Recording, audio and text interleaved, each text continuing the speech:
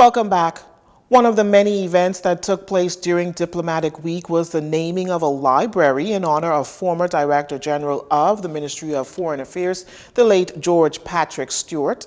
Family, friends, and former colleagues gathered to honor the life of a man who helped define the Bahamas' maritime boundaries during his decades of public service. Cale Campbell has the report. The late George Patrick Stewart, a great contributor to the law of the sea and veteran diplomat, had a library and award named in his honor, as well as a lecture series.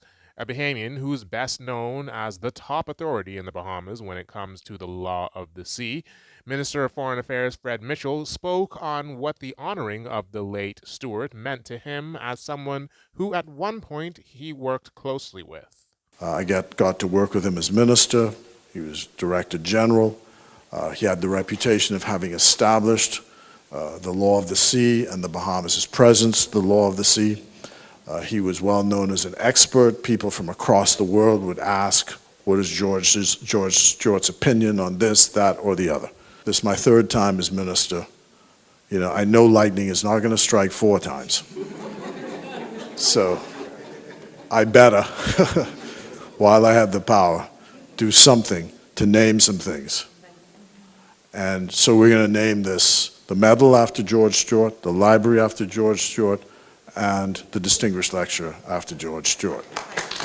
Delivering the inaugural lecture, Pericles Melis spoke of the life of someone he considered a longtime friend, choosing to highlight the humble nature of Stewart coming from just as humble origins on the family islands. In 1967, with majority rule merging into 1968, our government gave 5,000 bonded scholarships. I was one of them.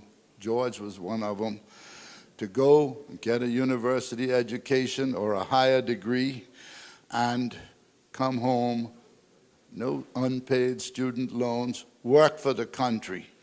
And he did, and he stayed. He was with an LLB master's degree and LLB degree honors from Trinity College, Cambridge, our island boy from the bluff Eleuthera. He was only 1 year away from being a full-time practicing barrister. He chose to come home, give up the glamour and believed wealth of lawyers, and serve God and country. In attendance of the ceremony was Stewart's family, who took part in the honoring of their late patriarch, as his wife Bathsheba Stewart gave remarks and spoke of what the honoring of her late husband means to the family. We are amazed as a family and deeply appreciative of the level of such recognition marked by these 3 outstanding issues: the launch of the George Patrick Stewart Distinguished Lecture Series, and Mr. Melis, you begin it. The annual George Patrick Stewart Award for Excellence in Mentorship in the Foreign Service, and thirdly, the naming of the George Patrick Stewart Library. In every instance of these events, George's contributions are being wonderfully recognized and indeed memorialized. They will be documented in the history of our country and will give opportunities for added contributions in maritime law and related matters. Turning our attention to crime news, an adult male on Abaco is nursing non-life-threatening injuries after he was shot during an altercation in the early hours this morning. Police on Abaco launched investigations into that shooting, which unfolded at an establishment on Green Turtle Key. Investigating officers say that shortly before 4 a.m., the victim was involved in a physical altercation with another male, which escalated when the suspect produced a firearm and shot the male in his right arm. The suspect then fled the scene in an unknown direction. The victim received medical attention for the injuries sustained at the local clinic on Abaco, and his condition has been reported as stable. Meantime, police in collaboration with all stakeholders will continue to interdict contraband, that is dangerous drugs and firearms, and deter traffickers from importing contraband into the Bahamas. The statement from the Royal Bahamas Police Force comes following a joint operation between the RBPF, the Bahamas Customs Department, and the Bahamas Department of Immigration, which resulted in a significant amount of suspected marijuana being confiscated from the Lynden Pindling International Airport. The drugs, with an estimated value of $131,000, was seized sometime around 11 a.m. Thursday after the joint operation headed by the Anti-Gang and Firearms Investigation Task Force conducted inspection of several incoming packages at an intake area for a local courier company. Officers discovered multiple vacuum-sealed bags containing suspected marijuana concealed within 3 boxes of furniture. The suspected drugs totaled 65.5 pounds. There have been no arrests made in connection with this incident.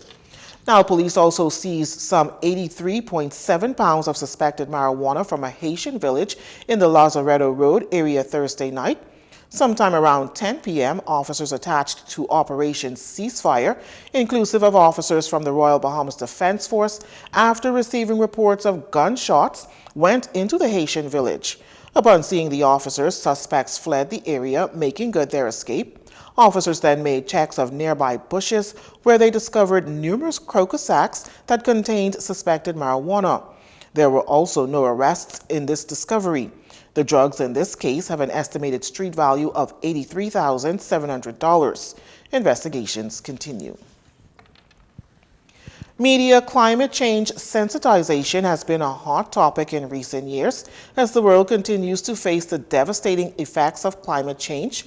The media has played a crucial role in educating the public on the importance of taking action. In order to effectively convey this message about climate change, the Caribbean Community Climate Change Center and the European Union, in collaboration with the Caribbean Broadcasting Network, is holding, or rather held, a 2-day media sensitization workshop at Superclub's Breezes. CCCC Communications Specialist Ms. Tekla Fontenard giving an overview of the 2-day discussion. This workshop is important because we recognize that mainstream media still plays an important role in building climate change awareness.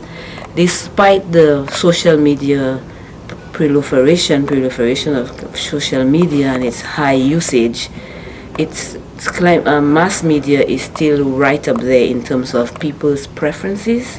The fact that people still think mass media is credible. So we have survey results that show that. We'll present that later today. And as a result of that, we realize continuing to engage mass media operatives is extremely important.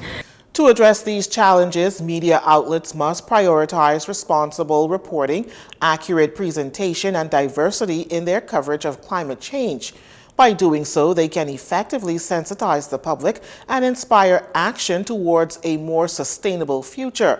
Ms. Fontenard further explains. What's important is that the journalists who work in mainstream media understand that they have an important role in continuing to do climate reporting, accurate climate change coverage, and continuing to help people understand that they have a role to play in helping themselves to cope, helping themselves to adapt.